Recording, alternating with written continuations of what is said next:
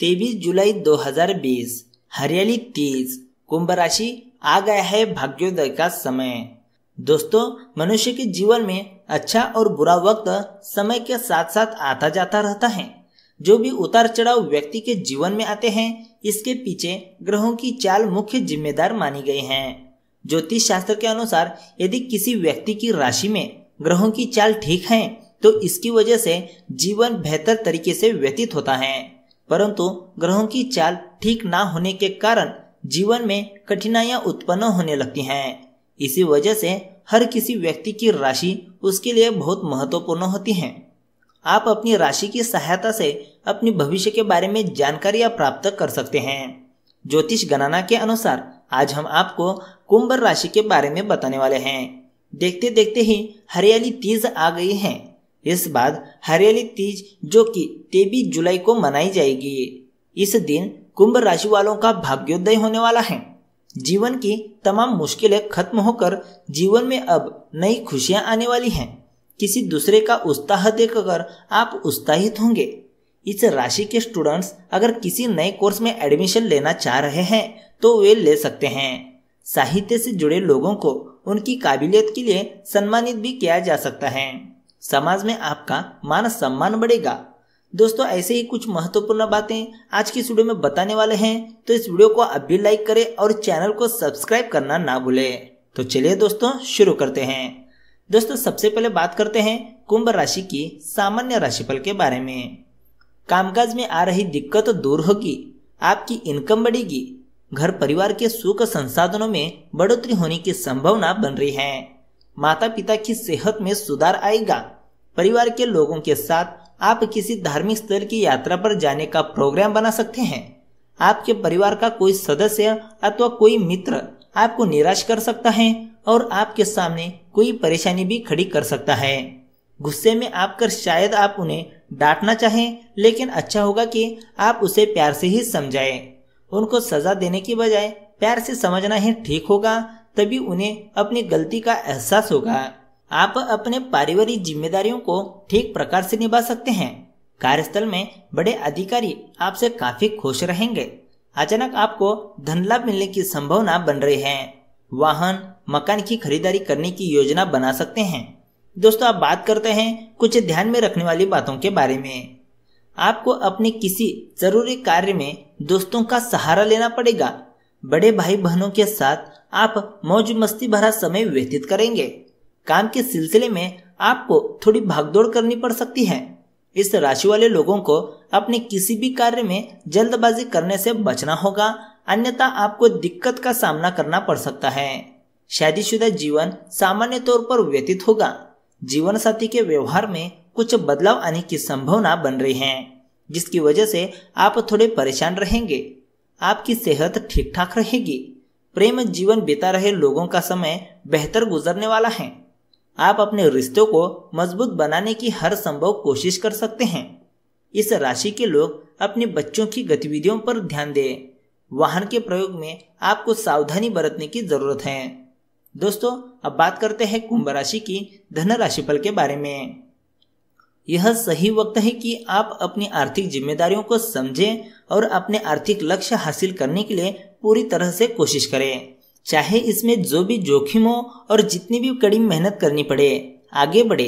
आप शेयर बाजार में निवेश करना चाह रहे हैं तो यह सही मौका है। निवेश किए। जो नए मौके सामने आ रहे हैं उनमें पूरी समझदारी से आगे बढ़े और मौके को जल्द ही हथिया ले। बस ध्यान रखिए कि आर्थिक लक्ष्य को पाने के लिए कड़ी मेहनत और सही फैसला बहुत ही जरूरी है। तो दोस्तों, अब बात करते हैं कुंभ राशि की करियर राशिफल के बारे में। आप पाएंगे कि आपके करियर में आपके लिए बहुत ही आश्चर्यजनक बातें छिपी हुई हैं। कोई आपकी कार्य क्षमता को जांच रहा है और आपसे बहुत प्रभावित है। आपको कोई नई नौकरी का निमंत्रण मिल सकता है।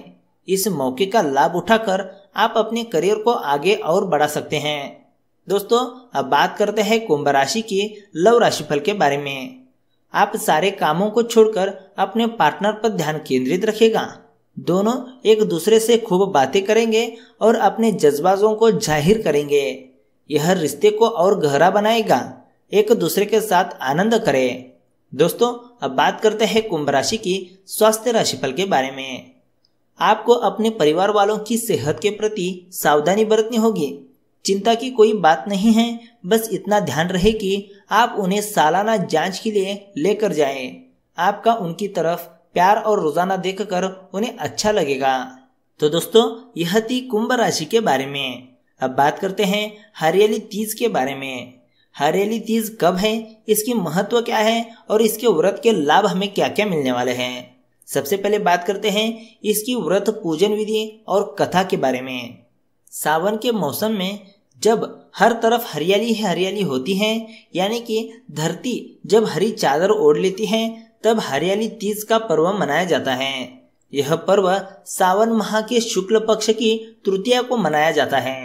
इस बार यह तिथि 23 जुलाई 2020 को पड़ने वाली है। इसमें सुहागिन स्त्रियां निर्जला व्रत रखती हैं, हाथों में मेहंदी, नई चूड़ियां और पैरों में आलता लगाती हैं। इसके अलावा नए वस्त्र पहनकर देवी पार्वती की पूजा अर्चना भी करती हैं। तो दोस्तों अब बात करते हैं हरियाली तीज पर हमें पूजा किस तरह से करनी चाहिए। हरियाली तीज के दिन सबसे पहले महिलाएं एकत्रित होकर किसी बाग या मंदिर में जाकर माँ पार्वती की प्रतिमा को रेशमी वस्त्र और गहनों से सजाती है। इसके बाद अर्धगोले का आकार बनाकर माता की मूर्ति बीच में रखकर पूजा करती हैं। इसके बाद पति का ध्यान करते हुए महिलाएं हरियाली तीज की कथा सुनती हैं। कथा के समापन पर सभी अपने पति की लंबी उम्र की कामना करते हैं। इसके बाद सुहागिनें अपनी सास के पांव छूकर उन्हें सुहागी देती है। सास न हो तो जेठानी या घर की बुजुर्ग महिला को देती हैं। क्योंकि इस बार कोरोना महामारी चल रही है, तो मंदिर बगीचे में पूजा की परंपराओं को लेकर यथासंभव जो भी हो सके उसके अनुसार पूजा करें। दोस्तों अब बात करते हैं पूजन को लेकर यह मान्यता क्या है उसके बारे में। हरियाली तीज की पूजा की विधि कुछ जगहों पर अलग है। कई जगहों पर महिलाएं माता पार्वती की पूजा करने के पश्चात लाल मिट्टी से नहाती हैं। मान्यता है कि ऐसा करने से महिलाएं पूरी तरह से शुद्ध हो जाती हैं। कुछ जगहों पर इस दिन मेले लगते हैं और मां पार्वती की सवारी बड़े धूमधाम से निकलती हैं। सुहागिनें शाम के समय माता पार्वती से अपने सुहाग की दीर्घायु के लिए कामना करती हैं। दोस्तों अब बात करते हैं कौन से मंत्र का जाप है जो कि आपके लिए अत्यंत लाभदायक। हरियाली तीज के दिन पार्वती सौभाग्य मंत्र हे गौरी शंकरार्धांगी यथा तत्व शंकर प्रिया तथा माँ कुरु कल्याणी कांत कांता सुदुर्लभम, इस मंत्र का जाप किया जाता है। मान्यता है कि यदि सुहागिनें इस मंत्र का जाप करें तो उनका सुहाग अखंड रहता है। तो दोस्तों अब बात करते हैं किस तरह से हरियाली तीज का व्रत शुरू होता है। इस दिन माता पार्वती सैकड़ों वर्षों की साधना के पश्चात भगवान शिव से मिली थी। यह भी कहा जाता है कि माता पार्वती ने भगवान शिव को पति रूप में पाने के लिए 107 बार जन्म लिया, फिर भी माता को पति के रूप में शिव प्राप्त ना हो सके। लेकिन 108 बार माता पार्वती ने जब जन्म लिया, तब श्रावण मास की शुक्ल पक्ष तृतीया को उन्होंने व्रत किया ताकि भोले शंकर को अपने पति के रूप में प्राप्त कर सके। कहा जाता है कि इसी व्रत के प्रभाव से शिव पार्वती का मिलन हुआ। तब से ही यह मान्यता है कि इस व्रत को जो भी सुहागिनी करेगी उनका सुहाग दीर्घायु होगा। तो दोस्तों अब बात करते हैं पौराणिक व्रत हरियाली तीज पर क्या है। हरियाली तीज व्रत की पौराणिक कथा यह है कि एक दिन भगवान शिव माता पार्वती को अपने मिलन की कथा सुनाते हैं। वे बताते हैं, पार्वती तुमने मुझे अपने पति रूप में पाने के लिए 107 बार जन्म लिया, लेकिन मुझे पति के रूप में पा नहीं सकी। 108वीं बार तुमने पर्वतराज हिमालय के घर जन्म लिया। उन्होंने कहा कि देवी तुमने हिमालय पर मुझे वर के रूप में पाने के लिए घोर तप किया था। इस दौरान तुमने अन्न जल त्याग कर सूखे पत्ते का आहार ग्रहण करके दिन व्यतीत किया। तमाम अड़चने आई, लेकिन तुम्हारे तप में बाधा नहीं पहुंच सकी। तुम वन में एक गुफा के भीतर पूरी श्रद्धा और निष्ठा से मेरी आराधना में लीन थी। दोस्तों अब बात करते हैं देवी पार्वती को तप का फल कैसे मिला।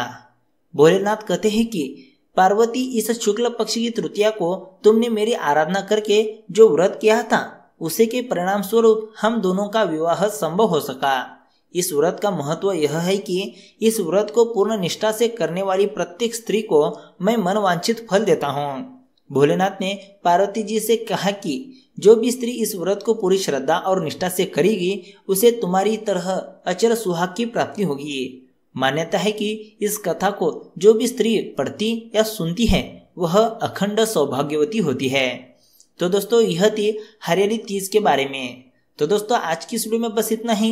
वीडियो अच्छा लगा तो एक लाइक जरूर करेगा, साथ ही हमारे चैनल ट्रेंडिंग राशिफल को सब्सक्राइब करेगा। तो मिलते हैं एक नए वीडियो के साथ। धन्यवाद।